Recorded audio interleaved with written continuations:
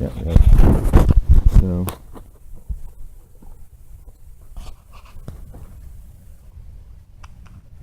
anchor the tip right in the pile and grind down slow.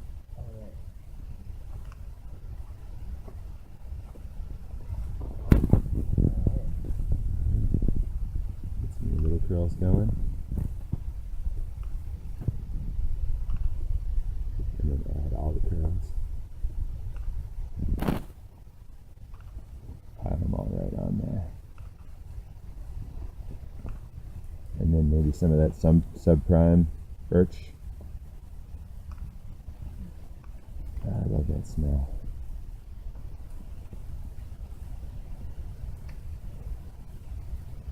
Pile it right up, and once you got all the birch on and burning, throw those little fatwood sticks I put right there. Put those on top of that.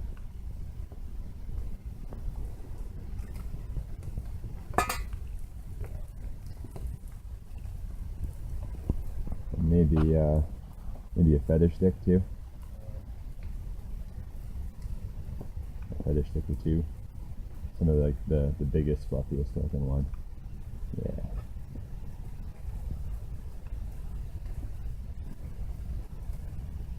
Right in the bulk of it.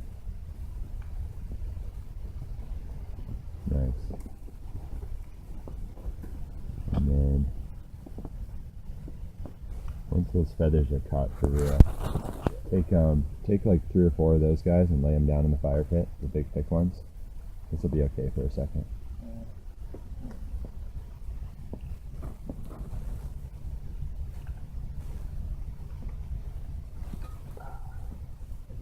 Yeah, lay them down in the pit. Oh, in the pit. So you have something to put that down on.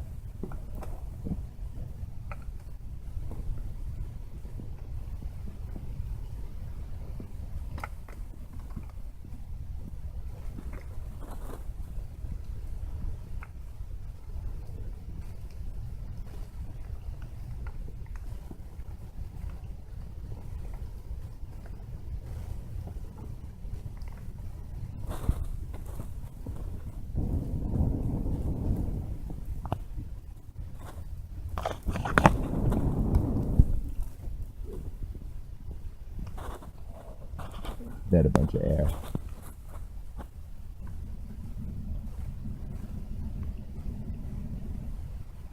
Nice. And once those feather sticks are really going nice,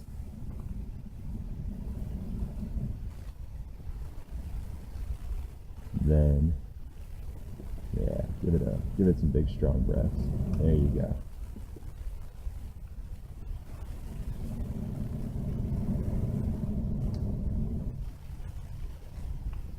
Maybe from this side.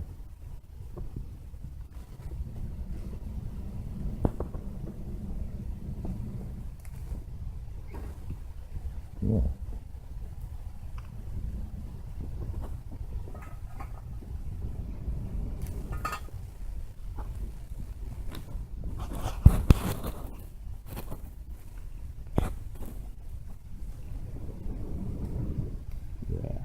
You can cut kind of whatever's dry and round still down into it, like any birch, whatever we got. A piece of fatwood here, get that to go.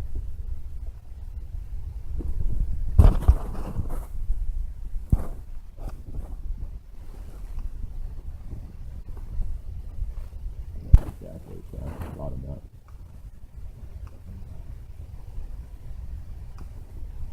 Maybe open it up so it can breathe a little. Yeah. There we go.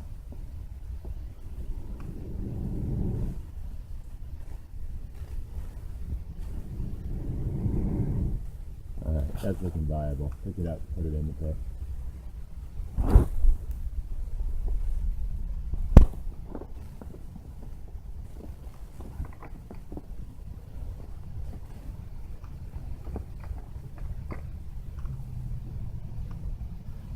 And then you want to grab 2 decent sized sticks to use as a framework, and then pile all the little pencil sized ones right on top of it. And you want to work quick right now because it's, no, like an A, like a V, like we were doing out in the woods.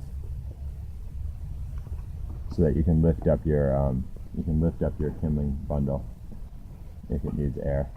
Oh, So you want to go with one more big stick, yeah. and then throw all of these little pencil-sized ones right on top of your massive fire.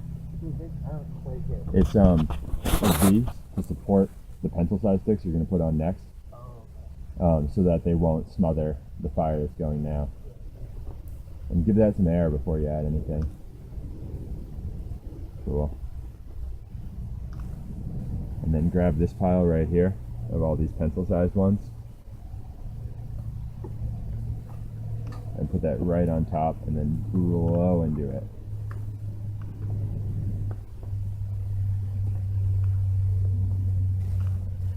There you go. So much air, big air.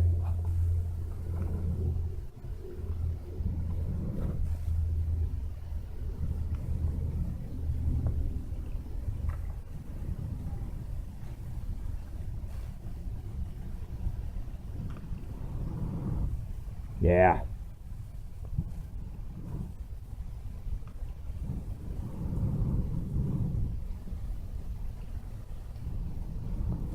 And if you'd like, you can use my tube that's right by you, sitting on one of the shelves.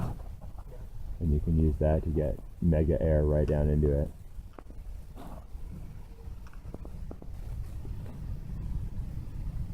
Yeah, the bellows. Yeah.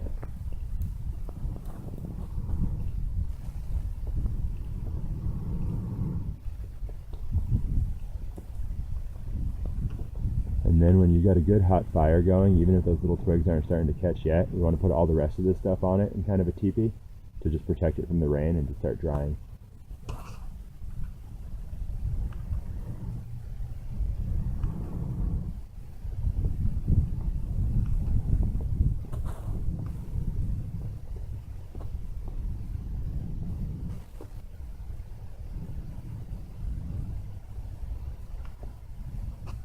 Yeah, put these guys on there.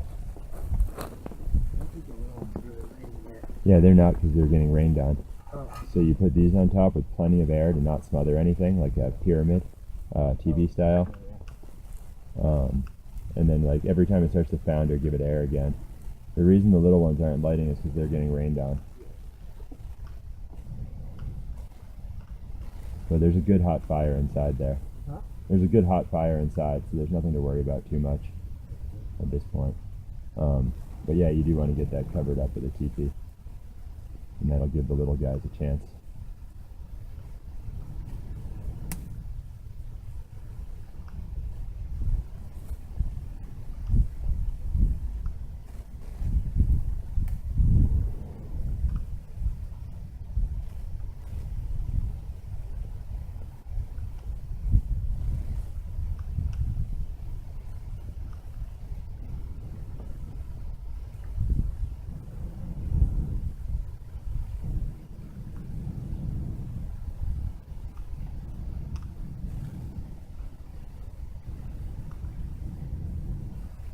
Yeah, dude.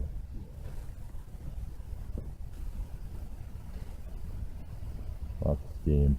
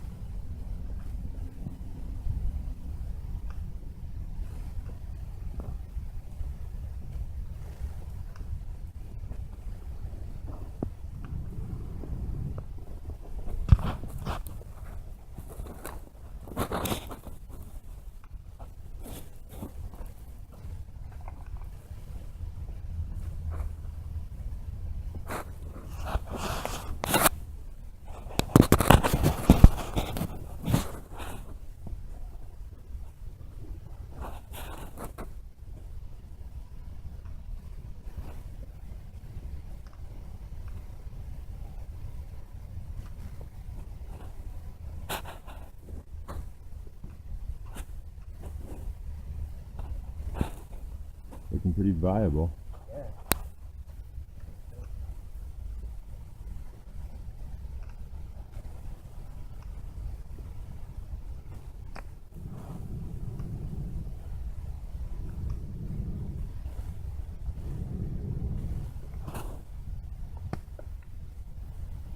All right.